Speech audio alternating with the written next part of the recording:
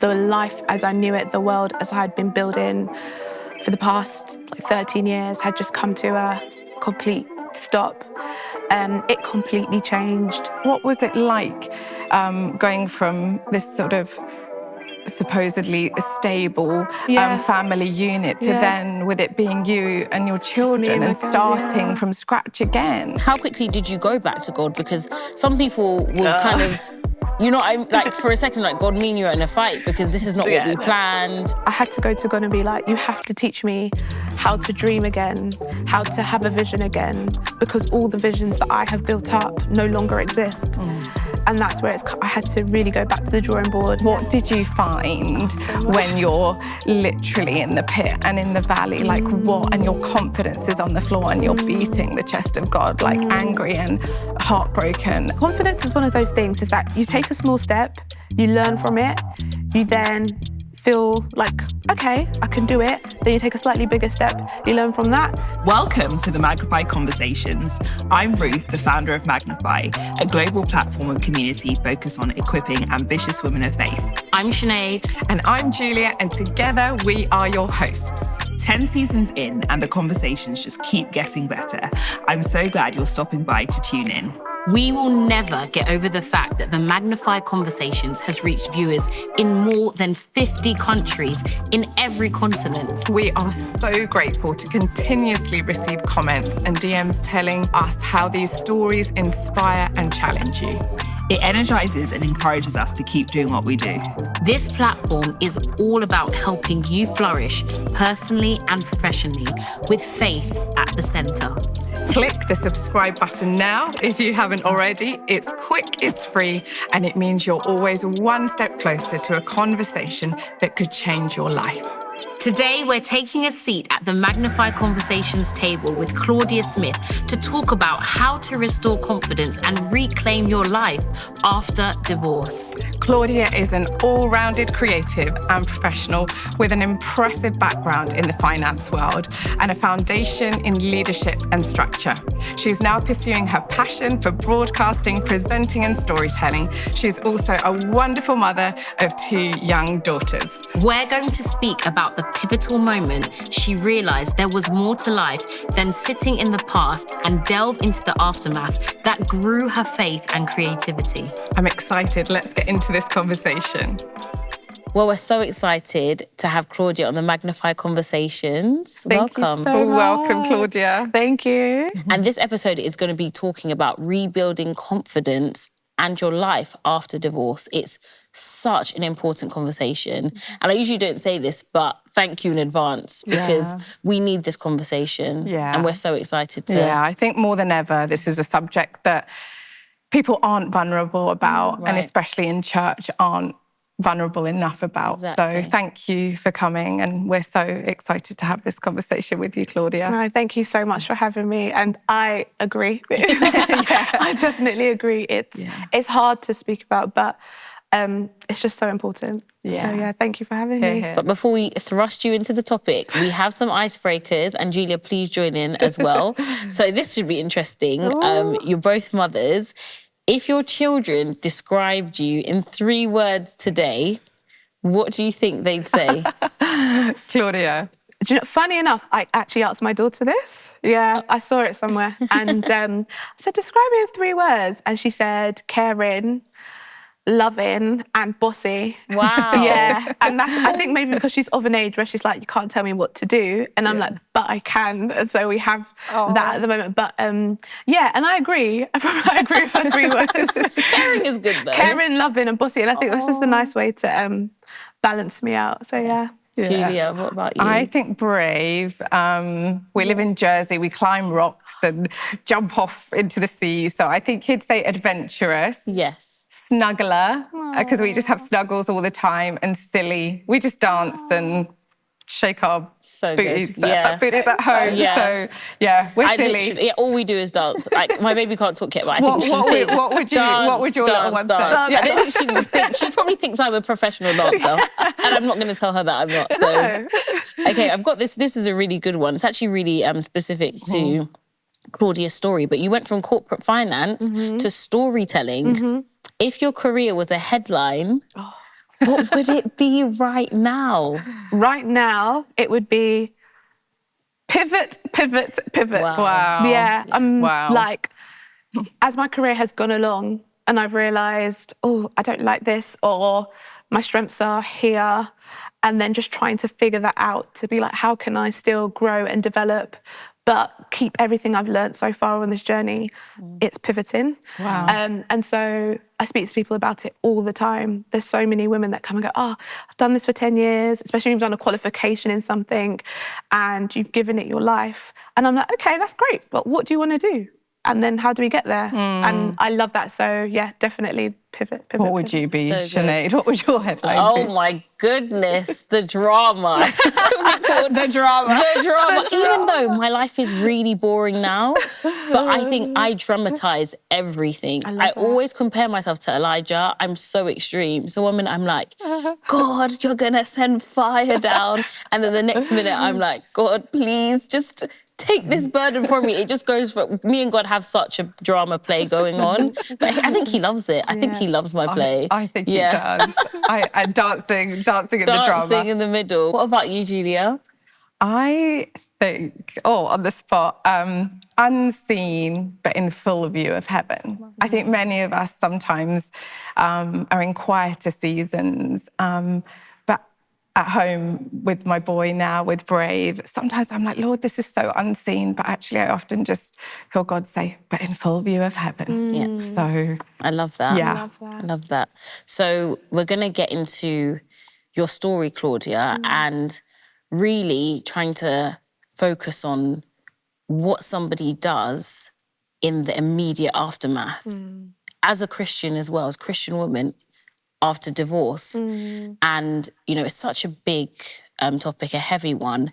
And for you, can you just take us on that journey of when, you know, things actually unraveled and what was the, okay, this is the moment? So I had a 4-year-old and a newborn baby.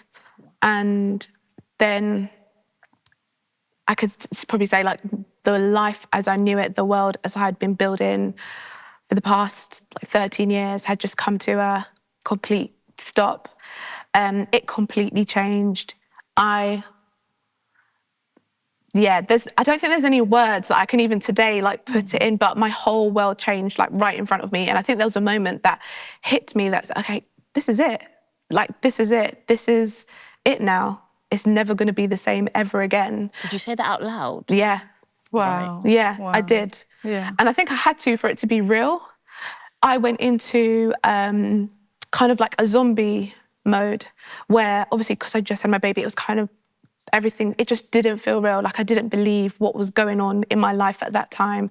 And so I went into survival mode, a zombie mode where I was like, I need to just get through the day, just keep moving. And life doesn't stop. But when your world's falling apart, it feels like what are you meant to do with life at that point in time? I think it's just the shock of what it was before. It's not going to be that going forward. And I hadn't figured out what that would look like or where I was going, but I knew it would no longer be how I've been living.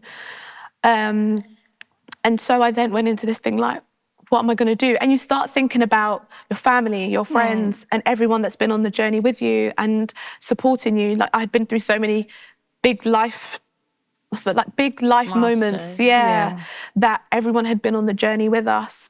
And then this is how it ends. And so, there's a lot that goes on in that initial moment where you're just trying to figure out, is this real? How am I going to move forward? What am I meant to do? It's now the unknown. And I think I'm quite a planner. I like to know what's happening. If you say, what's your 5-year plan? I'm kind of, I got this. I can answer it. It just rolls off my tongue. And I think it's the first time in a long time that I was like, I actually genuinely do not know. And it's, being in that space of the unknown and then being like, God, what's going on? What is this? So what was it like? I mean, I can imagine a lot of the pain is when you look at these babies and you just feel sadness for them. But what was it like going from this sort of supposedly a stable Yeah. family unit to Yeah. then, with it being you and your children my and girls, starting yeah. from scratch again, like how do you start This is the thing. again? Genuinely, I was like, I just have to keep going. I think this is where having children are a blessing, because they actually don't know what's going on. Also, they were young. And then I was breastfeeding, like, that's not going to stop, is it? Yeah. Mummy, can you help me brush my teeth? That's not going to stop. Yeah. And so I had to get up every day. I had to keep moving. And actually, that was part of my saving grace, where I had them around me to keep me going every day. And then on top of it, and I always say this, my family and friends, the best, top notch. They literally picked me up and kept me going. And so that is where I realized it's not by my own strength at all. And it's like, that's how God showed his love in my life, by all the people I was surrounded by. Like, there'll be times where my house is a mess. My cousin will come round, hoover and mop for me. And it's those things that get you through the day. Wow. My sister literally moved in with me to help me with the girls. Wow. So selfless. Like, my mum, she's always been there, but like just cooking and cleaning and having girls for me when I just needed that break. Oh, there's so many questions, but even the announcement. So you announced to yourself, Yeah. right, something's gonna end. Yeah. And then, you know, I don't know if Julie's a planner. I don't know if I'm a planner anymore, actually. I've had too many car crashes now to plan. But you said you're a planner. Yeah. And so I always say people have such strong imaginations. You have an image of a family that you're building, and our imagination is so powerful that it's already going done it into for you. rooms and creating Yeah. things. And then you have to take your eye off that image, and where does that image go? Like, what was going on for you in that moment? Because you're physically living, Yeah. but in your imagination, what is the picture now? Yeah, it's such a good question, because I actually had to take that to God. Okay. So I've always planned 2-parent household, have my kids, raise in a godly home, and that's always been my goal, my aim, and like what I've prayed for, and now what I've worked towards. So this is what I have. And then for that to be gone, I literally was like, I have no idea what to do with this. And it's interesting because my parents are actually divorced, but my dad has always been around. So I haven't really felt that thing of, oh yeah, my someone's gone. It's like, it's just changed a bit. But I think with me, I was just like, I actually don't know what this could look like. And how do we move forward? I had to go to God and be like, you have to teach me how to dream again, how to have a vision again, because all the visions that I have built up no longer exist. And that's where I had to really go back to the drawing board and like, what does this look like? I think a lot of people did ask me like, what are you going to do now with your life? And what is it going to, and I'm like, How quickly did you go back to God? Because some people will kind of, you know, I'm like, for a second, like, God, me and you are in a fight because this is not what we planned. It wasn't that quick. So like, give a roughly time frame. And were you angry at God, Oh yeah, Claudia? you name it. Like every, you name it, I felt it. And I think people say when you go through divorce, it's grief. It's like you've lost someone, you've lost everything. You've lost the life that you've known. I was angry, I was sad, I was confused, it was just ups and downs every day. At the time as well, I actually wasn't going to church. So just before I had my daughter, I was living in Ghana. And we were going to churches in Ghana, but I hadn't really found a home. And then back in London, I wasn't going to my old church, so it was just like church online. And I think following COVID, it was that kind of time anyways. Yeah, that season. So that was pretty normal, yeah. So I didn't even have that to be like, okay, you know, and I think it was literally just godly friends and family that helped me get through that. But I was like, God, me and you today, let's like talk, because what is this? And it was months. I think it was over a year. Right. Over a year before. From the moment you decided this it was is over. Done, to when I really was like, I guess more like understanding again that he still loves me, he still cares for me, he still has great plans for me. Because I guess everything that I'd been doing was tied up into my identity at that point in time. And then for that to be gone, it's like, who am I and who is God in this for me? That's such a good question. Yeah. Because I think we don't talk about the loss of identity enough when a relationship breaks down. Maybe people find their identity in work or, you know, what they do. But and for a lot of us, marriage, it's like a job description, like married, mother. Yeah. And sometimes it's also a title that people are chasing or going towards. Yeah. How much of it were you questioning, who am I? Or were you quite clear on, okay, no, this is Claudia? Or was it like, I have to rebuild Claudia again? Rebuild. Wow. Yeah. Rebuild Claudia. And how do you begin to rebuild? You know, what? It's been a journey. Yeah. I think, especially, you know, as women, we go from Miss to Mrs. to Mum. Like, we change, our identity changes as we go through the different stages, where I guess men stay Mr. throughout, and then you go to divorce, men still stay Mr. So there's no the same. So true, isn't it? It's not the same with them. And so for me, who had been through all those changes, to Miss, to Mrs., to Mum, to then divorced, it was like, what is this? And naturally, as we know, in society, we say in the church as well, but also outside of the church, there's a stigma on divorced women, but being divorced, full stop. And so my identity had changed so much that I was like, I just don't know what this is. Also, I was definitely the first person to talk about marriage, to talk about motherhood, like living it up. I'm not gonna lie. Like, if anyone can say, oh, give me tips, I'm here, let's sit down, let's talk. I loved it. I loved conversations on it. I love speaking about marriage and motherhood and a woman living in that season. So then, for such a big part of my identity to be gone like that, it was like, I can't talk about this anymore. And actually, I went mute. Like, literally, it was really interesting because when people say, oh, you go through emotional change, I actually believe there's like a physical side to it as well, where I just didn't want to open my mouth anymore because I completely lost trust in myself. I felt like I couldn't trust myself anymore. I was like, those thoughts of like, oh, what decisions have I made and how did it end up like this? And you carry that. And so I just felt like I couldn't speak about anything anymore, even if I had something valid to say or I had been given wisdom on something. I was like, nope. I know in my life, Claudia, that the person I dated before I got married, he was divorced and had such a sense of stigma and shame. And I think, as you said, like in church, there seems to be this stigma that I really believe there shouldn't be. And I'm married now, and Nigel, my husband, was divorced. And he, by contrast, doesn't carry shame or stigma at all. And I don't know whether it's a question or a statement, but just to say that, to encourage you, and heartbreak is literally the worst. And when your world has been, you know, one way and then it falls apart like that, I guess I just want to say, you know, it is the lowest valley that anyone, I think, can go through. But that's where the treasure is found, isn't it? Like, what did you find when you're literally in the pit and in the valley? Like, what? And your confidence is on the floor and you're beating the chest of God, like angry and heartbroken and all the things, rightly so. Like, what did you find in that refiner's fire? Yeah, I think when God says, in your weakness I am strong, I think that's when I really realised what that scripture meant. And I just completely lost myself. I completely didn't know who I was, what my life would look like, where I'm going to next, like what my next steps are in this life.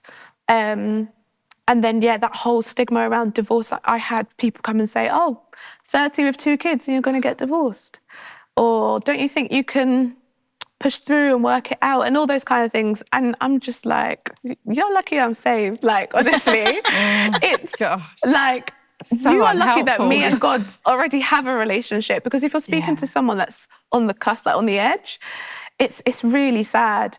But this is where I think God, like, I saw God's love more than anything when I look at my lowest of lows, where I couldn't speak and I couldn't move and I couldn't make decisions because I didn't have confidence in decision making.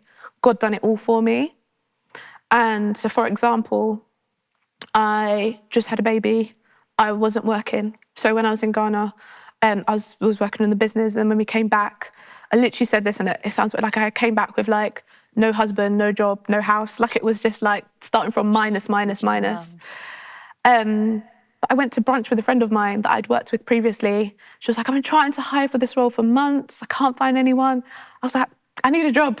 And she was like, really? And I was like, yeah, I really do. And obviously she knows my story. And we had worked together in 2 previous companies. Yeah, we're like locked in. And she's like, Claudia, please come take the job. And I literally got the contract and I started the month after. And when I look back, if someone had interviewed me at that point in time, I would not have passed the interview. Right. But then once I was in the job, I got recognition for all the great work I was doing. And so that's where I'm saying, like, I couldn't do it, but God done it. Like, he opened that door. Wow. And then also, I just had a baby. I went back to work when she was 6 months old. And for me, with my firstborn, I was there riding at like 12 months. And then my mum looked after her and I was like, sorted. But at that time, my mum wasn't available. In the same time, my auntie, who had like worked as a nurse in the NHS and like cared for people, she was taking a break from work. And I went to her and I said, Auntie, please, like, can you look after me? She was like, she's Jamaican. She's like, of course, that's my baby. And like, she was like, what do I do? Because her kids are older. And by that time I'd done like sleep training and routine. And I was like, just follow these steps. You'll work it out. Yeah, you'll work it out. And obviously, and for me, like family looking after my child, like I don't have to think about them. And that was a blessing. So God sent me childcare. Wow. And then I was just so blessed because, and I know not everyone has this, but we had a family home that was empty at the time. God sent me housing. And so this is where like, I genuinely know I could have not tried to figure that out myself. Wow. I couldn't have done that. It's just incredible to hear that he steps in. Yeah. Because we sing the songs. Yeah. You, God, like, but actually... let go and let God. But when you got to let go when and let God. when you've got nothing. Him. But I have to say, I can hear in your process a level of humility, of accepting the help and being honest about where you're at. And God's been dealing with me about pride, I'll just be honest, right? And pride is a terrible thing. Like, it really can kill what God is trying to do in your life. How did you, again, you've put this image to the side, you've put almost your pride to the side that, do you know what, I'm accepting God's leading, because I think he often does want to lead us, especially when we don't know what to do, but we don't work with him. How do you strip that off? Especially as a woman who you want to protect your children, you want to make the money and show people, they didn't break me, you know? How do you sort of give that humility and say, Lord, I don't know what I'm doing? How does that process work? Yeah. I think for myself, I actually just didn't even have a choice. Right. There was nothing, like, and I think sometimes God takes us there where he has to show like, okay, what are you going to do with your pride and ego now? Yeah. And especially when people know you or they know you as someone like strong, independent, focused, and great to have all of those titles, but in the same breath, who are you without God? Right. And so if all of that is stripped away, if everything you know, how you've been operating daily is actually gone, who are you? And I think that's where I really had to go back to my word and be like, what is my identity?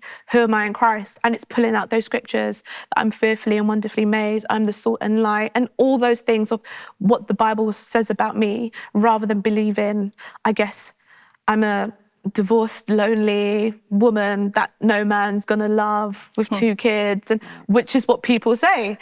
And so I think there was no pride left. There was no ego left. You genuinely put what God said above the reality. Yeah. And I don't think we realise that's how simple, but how challenging it is, that the evidence is very clear, you know, but God says this about me. And I think, you know, as women, like you said, we go through so many different transitions anyway. How does somebody still think, no, this is the way, the path to go?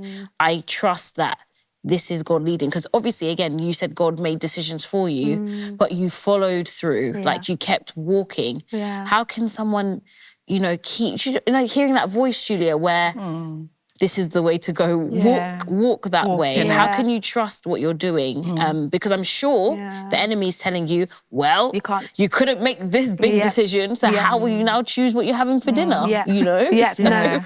Honestly, I think this is where the journey with God really helped me. So I went through a season of, God, I don't get this. This doesn't make sense. Me and you are not where I thought we were. I've done everything you've told me to do, and my life has still ended in this way. And I was upset. But I had friends that would reach out, that would pray for me, that would be like, Claudia, let's go church together. Let's do this together. Surrounded me with love. And then I think, when I saw God do those things in my life with the job and the childcare, I was like, I couldn't have done that myself. So if God is doing it for me, then I'm going to walk through that door. If God is allowing something to happen, then I'm going to have to trust the process. And but you're being obedient. I'm being obedient. You're definitely being obedient. Try. That's the thing that I keep hearing, is that you, amidst the overwhelm, amidst the pain, you were actually obedient. And sometimes you can only take the step that's right in front of you. And I think just hearing, I keep thinking, what was the lifeline for you? But I think God often answers our prayers in people. So that practical help after you have a baby, the meals being brought round, your mum being there, your sister moving in, that is Jesus's hands and feet right there, which is undeniable, isn't it? So whilst everything, your foundations of everything were shaken, how did you learn to maybe trust God again, or trust your decision-making personally for you and your girls? Like, how did you rebuild that trust with God or with you making those decisions? That took years and years of therapy, number one. Hallelujah. Big Therapy. I'm a big fan of therapy. I think everyone should go to therapy and I agree. go on their journey. Years and years of therapy. Yeah. Years and years of, I think confidence is one of those things, is that you take a small step, you learn from it, you then feel like, okay, I can do it. Then you take a slightly bigger step, you learn from that, okay, I could take the next step. And it kind of just grew over the years. Like, for example, the job I went into, I'd never done it before in my life. I didn't even know it existed. And my friend was like, Claudia, you can do this with your eyes closed. I guess because we had worked in places together. So it was her confidence that then encouraged me to be like, sure, I'm going to do it. I started the job literally like, okay, I'm here. And like I said, got recognition for the work I had done. It's something I'd never done before. Wow. But then by doing that, once again, my confidence was built up again, saying, actually, you can still do it. You've still got it in you. You're not a lost cause. Like, it's just a blip. Yeah. So then from doing that, I was like, all right, what's next? And then I was like, okay, I'm going to go into, I went into like project manager transformation, never done it before in my life. And my friend was like, I think you'll be really good at it. And I was like, do you know what? I'm going to run with that. And so I did. And then I ended up being nominated for awards. Wow. And I was like, okay, God, here we go, let's go. And so just kept going. But I think, number one, it's the people around me encouraging me. And then also taking those small steps of like bravery and being like, just give it a go. Also learning it's okay to fail. Right. So I think when you go through divorce, you feel like a failure. You feel like a complete failure. You feel like, I've just failed at marriage. Who am I? Like, especially when you've been in it for so long. And then you really have to start from scratch and thinking, okay, it's okay to fail. Just give it a try. And that's why I'm big on telling people, just go for it. Yeah. Just go for it. I think people really struggle with the word failure. Yeah. Because my mum always says failure is an event, not an identity. Yeah. And she says it to me every time, because I failed so many law exams. Oh, wow. It's hilarious at this point. Like, the score would get lower as I continued. Yeah. Jesus saved me. Yeah. So Could it be true? It continued, and people really struggle with failure. And one of my favourite scriptures is, a righteous man falls down 7 times, but gets back up. That is actually the demonstration of righteousness, that you stand back up. Not that you lie on the floor and like a year later we're still looking at you on the floor. It's the fact you just get back up and you'll fall again, because you will, but you get back up. Do you know what? I'm from Finland, and apparently in Scandinavia they have a lesson, an hour every week on failure, on celebrating failure. Because I don't know about you, but I have learned way more through my failures, way more through my challenges, way more when everything you think A to B and this is life, right? Exactly. So why is marriage, you know, yes, God designed it, and that's how everyone walks down the aisle thinking that it's going to be okay. But why is there a stigma in, you know, that it's deemed a failure? But I love the underdog, and I'm an encourager by nature with God, and I love to encourage people. And we had a 5-year wedding blessing not long ago, and actually the theme of our wedding was Romans 8:28, which was just that my husband has just seen, and I'm so excited for you, Claudia, and those in our community who have gone through this, who are going through this, is that God is going to continue, if you trust him, to work all things together for the good for your good and for those who trust him. And you are just going to be continuously blown away with his kindness, his goodness, bringing beauty out the ashes, giving you doors that nobody could open, and probably confidence and things that may not have been there in plan A, but he will just continue to work it for your good. And that's why I think your story is so important, and it will encourage so many people. Thank you. And you talked, I mean, that was beautiful. And I think those words are encouragement, and that's what we should do for one another. And I'm so interested to know, because I'm a cheeky Christian, right? You are. Like what I am. You are, undeniable. We love it. You know, like drama dance queen over there. Oh my gosh, Julie, to make me laugh. What were the words that people said that helped? What can actually help? Because we need to learn these things as a community. And what were the things that, you know, let's not talk about the fact that what will you do now? That's not helpful. Like you said, what were the things that your friends said and did? And you've touched on them, and Julia's talked about people cooking, and but what were the things that said, I need this, and that's helpful? It's been really helpful. Yeah. I think it's been just, like I said, the people reminded me of who I actually am, of who I saying that you can do it, you are confident, you are special, you are loved. No matter what is going on around you, we've got you. Right. And it was words, but also actions. And I saw it every single day. My friends, I've got really what's the word?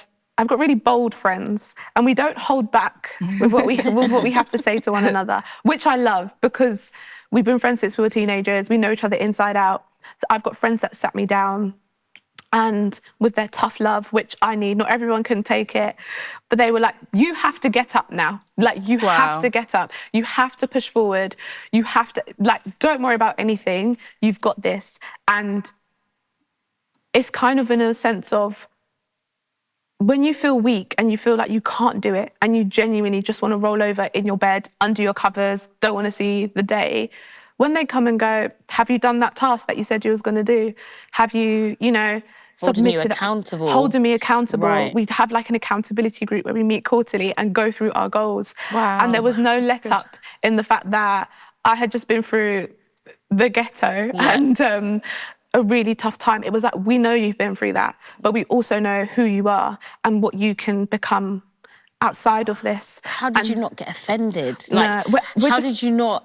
Do you, because it's so easy. Because I know it's love. Do you know what because I've I know been it's through? love. Right. Yeah. Do you know I what think that that's looks what like? it is. Yeah, I know they love me, and I think this is where it's really important to have people around you, the right people around you, that speak love into you and say to you, I know you've got this. And so I'm not going to let you drop the ball. I'm not going to let you stay in that place. And so because I've got friends that literally came around my house and said, why do you look like this? I had my friend took me shopping. We walked around a shopping centre to dress, because everything, also, I just had a baby. So I think there's that whole thing after, like, people that have had kids, you know, your body does what it wants. Yep. Yeah. You don't know how you're going to look afterwards. Like, honestly, you think I used to look like that. After number 1, I was like, yeah. After number 2, forget it. And she said, we can dress you. Like, you look good. What are you talking about? Do you know, I just feel like after you've had a baby, your hormones are everywhere. Everything's like, you're just on the floor. You are. Right. And just it slightly hit me that, like, you know, you're on your own navigating that.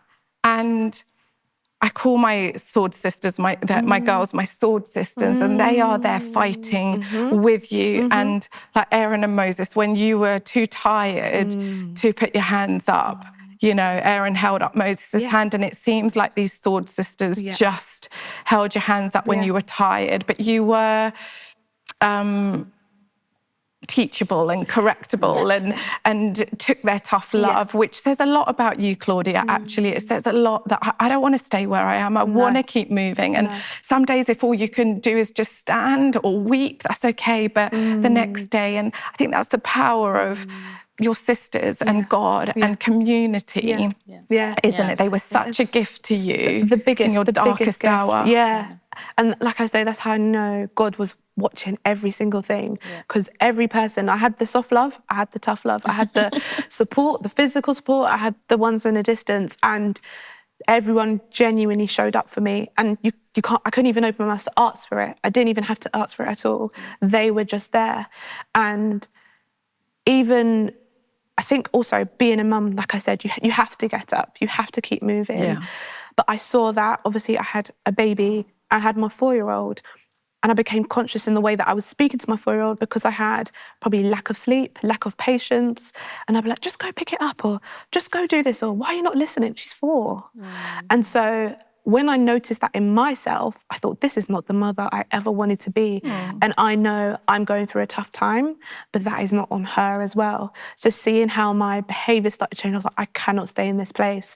And that's where I'm really big on continuously, like, improving, going to therapy, really digging deep and being like, how can I be the best version of myself? Because even if the journey takes 4, 5, 6, 7 years, I have to start at some point. So if I start today, then it's better than not at all. So it's things like that that really made me... You've carried a lot, though, hey? It's still amazing. Give yourself grace, because I just think I tell Brave to go and pick that up and all the things. We do as parents. You've carried a lot, and I think no one really... You don't always feel like a great mum in life. Like, who really says to you all the time, pat on the back, you know, you're doing great. We don't often feel it. So the fact that you've hard work. put one foot in front of the other. And Claudia, you said a while back that everything, you sort of looked like you had everything successful on paper.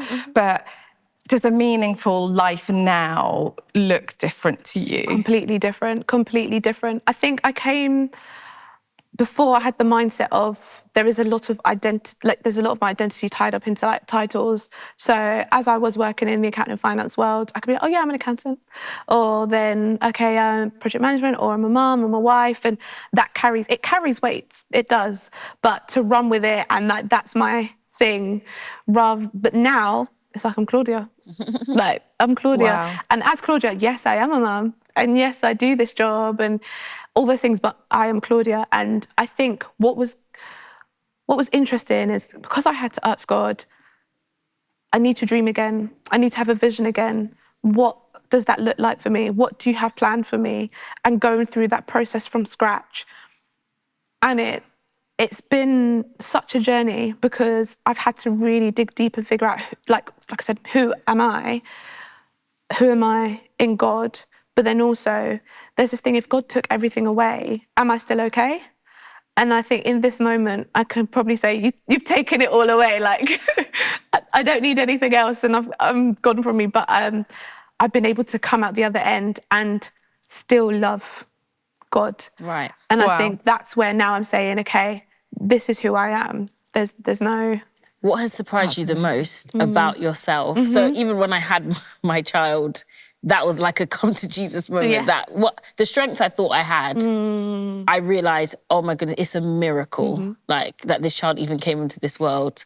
I'm still trying to figure it out. And you have those come to Jesus moments where you're like, oh, I am strong, but you did this. Yeah. When was the moment where you surprised yourself in who he was turning you into almost? Yeah. Do you know what, a big one where I've definitely been like, God, you've got this, is through the separation, my eldest, she's obviously used to having her dad around all the time, living in a home with 2 parents, that's all she's known, and she's really close with both of us. And then her whole life changes where we live in different homes. And obviously at 4, she was like, why are mummy and daddy not together anymore? What happened? Now she's going to be 8 next month, so the questions are different. And she's understanding things in a new light. And I noticed that emotionally, she's very confident, very strong. Like, she'll come and say hello to everyone in a room without any cares. Oh, I love that. Yeah, she really is. But then I noticed she wasn't regulating herself very well. So she'll get really upset about things and overreact. And I know children go through their phases, of course, but you know when you know your child. And I said, this is a lot.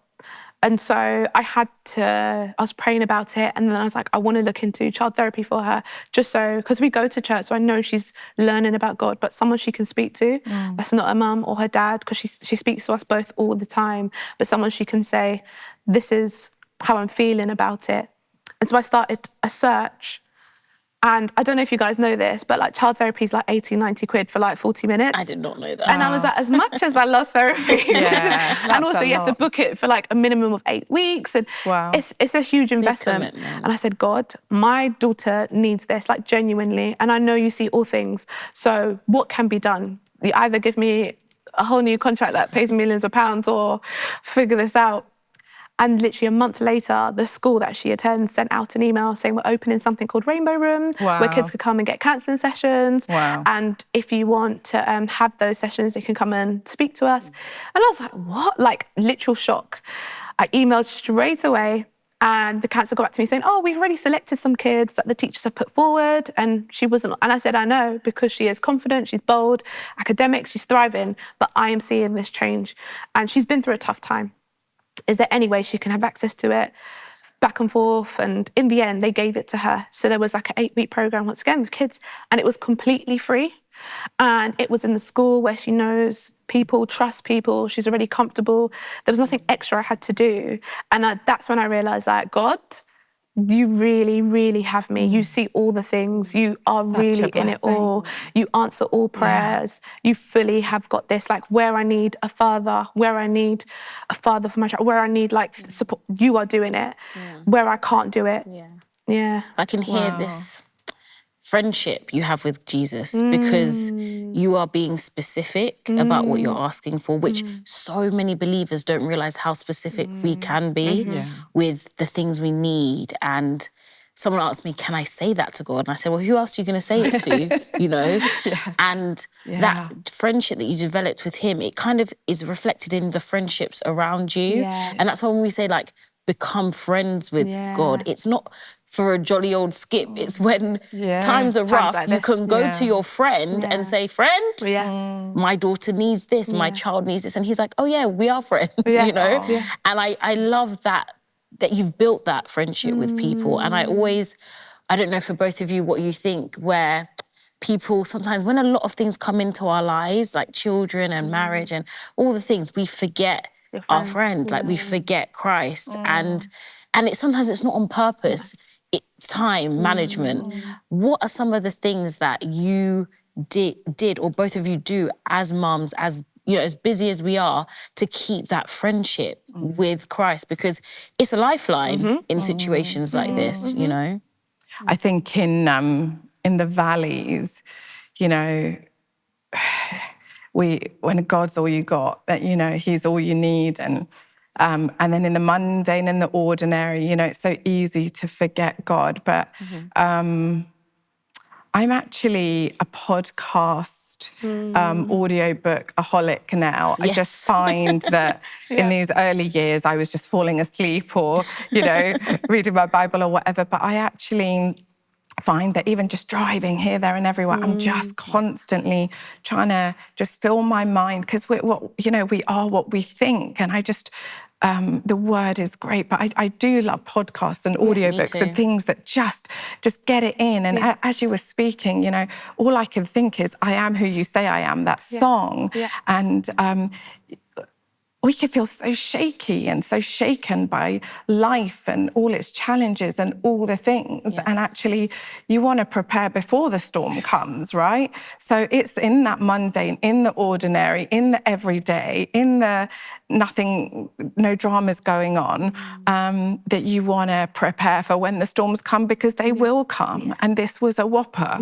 And this is about as painful as it's going to get. So I think it's just constantly putting the good stuff in. And, a thing that has actually changed my life in the last year has been fasting. I think that has become a practice for me, that I just want to see breakthrough in lots of things that I'm passionate about. And actually fasting has been a phenomenal thing. I actually get excited that every Friday I now don't eat. but because I can just get closer to God. And when the stomach rumbles, it's like, okay, Jesus, what are you saying? Or, What about you, Claudia? Is there anything as that friend? Like, I often think of God as the friend. Like, I've got a dad, but I haven't had a daddy. So you might think of Father, Son, Holy Spirit more as like the daddy, but the friend is, he's your friend. My friend. Friend forever. We are riding all the way to the end, honestly. He is my friend. And I'm seeing it more now than I've ever seen it before, because I was in my lowest place. I was completely lost, confused, confidence gone, not knowing what my next steps are, to him showing me, I've got you. Like, I've got you, regardless, through my friends, through my family, through my career, through my finances, through every area that I would be trying to control or figure out or care about. He's completely just taken over and been like, we've got this. We are doing it together, and you're not alone in this. And I think, it's just been so empowering, because now I'm like, do you know who I've got on my side? Do you know who's with me? You know the story of, like, Jesus in the boat and they're sleeping and they wake up because they're in a storm and Jesus is still sleeping. They're like, Jesus, we're about to drown. And he's like, do you not know who's in your boat? Do you not know who you're with? Wow. Do you not know who is here and what I can do and what I'm in control of? And I think it was reminding me, like, if I'm with God, what can stop me? Who can be against me? And so in all of this, it's crazy, because now I'm in a much healthier place, and I actually don't regret getting married. I don't regret getting divorced. I'm just now grateful that I am who God has made me to be, who I am today. And now I'm like, God, I can't do this without you. I think there was a moment where I felt that overwhelming feeling, that you feel it physically, where you feel like, how am I actually going to financially run a home and look after 2 kids by myself, or like parent 2 kids, and they're 2 different age groups as well, and then keep my sanity, and then also build my career and build myself, and juggling all these balls. I honestly don't know how women have been doing it for so long. And I was like, this is absolute madness. And my friend gave me a scripture that spoke about, he sees the widows, he sees the fatherless, he sees those that are without husbands, like, he sees it all. And actually, every single day I'm reminded, like, he's like, I've got you. He does. Yeah. You said mental sanity, and I think so many people are overwhelmed just when they start to think about all the things they have to do. Some, it's not even real yet. It's not even happened yet. That's what the anxiety does. But you're in a real situation. And I love what Julia said about what you're hearing, and she's listening, because that's my ammo. I listen my way out of so many challenges, because faith comes by hearing. It's that practical. The Bible is actually so practical, but I listen my way out. But in that same place, in a car, because that's where I do my listening, I've had moments where I pulled my car to the side of the road and I was like, Lord Jesus, if you don't come now, I'm coming to you. Like, something needs to change. And I remember putting my car outside the road and saying, God, I am so unhappy. Like, I'm so unhappy. And it was freeing, but also quite scary that I was saying this to him. Say it out loud. What are you gonna do about it? And he's come through, but I know for you, you've had that moment where you've said to him in a car, what's going on? And I'm thinking about a woman who now looks at someone like you who thinks, how could I ever get to where she is? Like, I can't even get myself together. Yeah. What would you say to that woman that's, in that car or things are breaking down and they're trying to hold everything together as women do? Manage the dog, manage the frog, the job. What would you say, both of you, to a woman like that who's just in that moment of it's gonna fall apart? Yeah. Yeah. It's crazy you said in a car. It was in a car that my marriage came to an end. And that's where I was in complete shock and lost for words and completely broke down, literally was stunned. But it is through hearing. I remember I then went into this okay, I'm gonna build myself up, girl boss mode kind of thing. And I was watching YouTube video after YouTube video and sermon after sermon and anything that was about building myself, whether it be confidence, self-esteem, you name it. I was how to look better, how to feel good, it's what you feed yourself. And we know that as well. What we feed ourselves, what we take in, it molds us. Yep. It's what we carry with us every single day. But I went into that mode of you have to build yourself up with food that's going to be, it's going to produce great fruit. Yeah. And so it was then I was like, okay, I'm going to watch these YouTube videos. I'm going to listen to these sermons. I only played worship and praise music in that whole season because I was like, that's the only thing I can hear right now because I need to just keep praising God through it, because the moment I think of something else, I'm going off. And I'm not saying it was perfect the whole time. There were times when I was like, I give up. I'm done. There were times I was like, I've done this for 2 months now. It's still hard. Claudia, I just thought, I remember when one breakup before my husband, I remember that song, Bethel, I Raise a Hallelujah. I must have played it a million times. Yeah. And just because it just put my mind in a good place. And we really are. And when we rode across the Atlantic, I could only listen to who God said,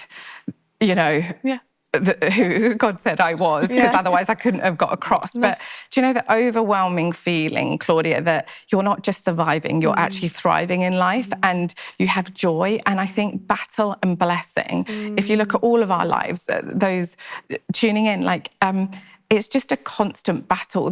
You could be actually, one of my friends, several friends, going through horrendous marriage things, but actually joy can coexist even in that time, can't it? It's possible. It is possible. And battle and blessing, joy and pain, they can coexist, can't they? They can. And they really can. Yeah. You're living proof of that hope. You're not on your knees anymore. You have got to the other side, and it's a continual journey. Yeah, for sure. It's funny that you said that song was on for you. Mine was Maverick, Wait on the Lord. Yeah. And then they go, wait on the Lord. And I was running around the house with them, keep going, and he will read it. And I was like, that is my song. And literally to the point where you believe in all the words, you believe in what God's saying, but it is that. And that's where God was like, find joy. Actually, in saying that, I was like, what do I find fun on my journey of identity? What do I like to do? So I started doing everything, you name it. I was like, I'm doing it all. I'm going to say yes. I'm going to say YOLO, and I'm going to go for it. I started adult gymnastic classes. Wow. Because I was just like, you've never been able to do a cartwheel. So let's give that a try. I promise you, it's one of my most favourite classes ever to go to. Wow. And I'm doing a handstand, a cartwheel, building my upper body strength. Honestly, God was like, find joy. Let's find joy. I said to myself, I want to do something once a month with my girls where we all create memories in like a joyful way. And that could just be, obviously we go to the pub, but no, we're going in, we're going to like a beach, Intentional very intentional with it, fun. like making sure it's something that we are doing and we're happy and not getting caught up in, oh, it's messy or stressful. No, we're just gonna have a good time. And I think, I do believe God was like, find your joy in this time, because every day you could be reminded, oh yeah, your marriage has fallen apart. Oh yeah, you're alone now. Oh yeah, there's moments. So you know what I was doing like the other day where I was zipping up a dress, you know you can't reach the back. And it's like, oh, that's what your husband would do. And imagine having that for That like, voice, like so many years. And then you're now trying to struggle and pull it up. And there's so many things that can remind you of your past and where you've come from. But then I was like, Sienna, come do my zip up. And she's done it, and it's like, Get a coat hanger, just do it. just do it. Like, there's so many things. Like, you'd think, like, what did you do before? But there's so many things. I was like, no, I'm going to find the joy in this. I'm going to keep going. And I've done some really I said to myself, I want to be on TV. So I went on a game show. Oh, wow. Yeah, no, even separate from that. I went on a game show and it was terrible, but it was such good fun. I took my sisters, like in a sense of like I lost, but like we had the best time. And you want to pursue now a media career, I do. Which sort of lay dormant for a long time, and that's so exciting. I've always loved speaking, talking on topics, specifically personal finance. Like I talk about that with my friends all the time. I create budgets for them, tell them to save, stop going on that holiday, all those things. My husband will reel you in. Have a chat with me. I love it so much. And I think it's because of my accounting and finance background and explaining, okay, this is what dividends mean, or this is what ISAs mean. But if the government makes a change in policy, what does that mean to you? Because it does, it impacts you. And absolutely love it. And I've just had the opportunity to like shadow, do work experience and step into that world. I'm like, oh my gosh, this is amazing. So I'm really looking forward to that because I'm now going to step into it. And I'm excited to see what God does. And I think in my head before, I've always loved like speaking, performing arts, talking, all that kind of stuff. But it's fear that's always held me back. And it's fear of failure. It's fear of what if it doesn't work out and you look like a complete foolish woman that's trying something. And now I don't care, like I've come this far. Yeah. Claudia, that's just amazing to hear that you're trying so many things. But we just want to know as well, what for you are you most excited about next for you and your family and what you're building? I'm excited for everything and anything that God wants to do. I'm definitely in a phase now of like, Sienna's going into year 3, so we're focused on academics and really like drilling down into that, but also seeing their talents and what they're great at. We're a musical family on like both her dad's side and her mum's side. So like she loves singing, she loves that she plays the piano, she does so much, and I'm just like, I'm excited to watch her grow and develop in all her skills and talents. And the same with Malaya, my youngest. She is such a ball of energy. I call her Harvey Specter. She is my lawyer. She is my closer. She is my closer. Wow. I don't know if she'll end up being a lawyer, but I promise you, I'll be like, if you don't have this now, you can have this later. And she'll be like, so I can have 2 later. Wow. And she's like, really? Savvy. And I'm like, all right, I see, yeah. And I love that. I love that I get to see them grow and develop and become themselves. But my goal for them is to create the best life for them where no or holding back or not having, like, it's not a thing for them. That they are like, I can do anything I put my mind to, I can go for it. And my mum and dad are fully behind me and they have that love and support. And for me, just going into whatever doors God opens. And it's so crazy because, like I said, I would have like a big plan before, but now I'm in a space of, okay, what's the next step?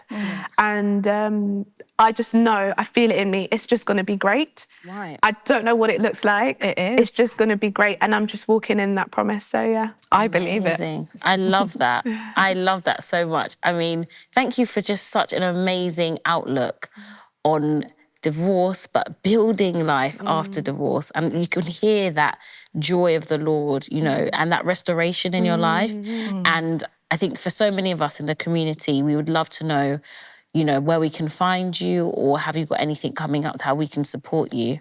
Well, you can find me on Instagram and TikTok at Claudia Amma. or Claudia Smith. You can find me on those platforms. Even LinkedIn, if you want to connect there, I'm there, so I have my professional hat on. But yeah, upcoming things. I'm part of like a gospel music group called Day 3 Music, so feel free to connect with me through that way as well. Amazing stuff going on there. But yeah, find me on all platforms. Yeah, Wow. watch this space. Yeah. Amazing. Thank you, Claudia. Thank you so much for having me. Julie and I Thank you, have Claudia. loved this conversation, and I know our whole community are going to love it too. I appreciate it. You guys have been amazing. Thank you. Thank you for joining us for today's incredible episode of the Magnify Conversations. We hope you're feeling inspired and ready to pursue your next steps. It's amazing to see this series watched globally. If you have a story to share and would like the chance to feature as a guest, visit magnifycollective.com and fill in our contact form. And if you're a brand that shares our vision and would like to sponsor another season, whether in the UK or internationally, please email us at info@magnifycollective.com to connect. Hit subscribe right now so you can be the first to know when an episode drops. From all of us at Magnify, thank you for watching, and we cannot wait to see you in the next episode.